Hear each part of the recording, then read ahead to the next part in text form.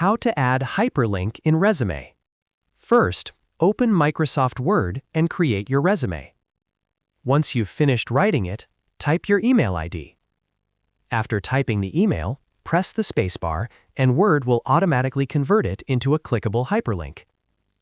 Next, type LinkedIn profile, or any text you want to link.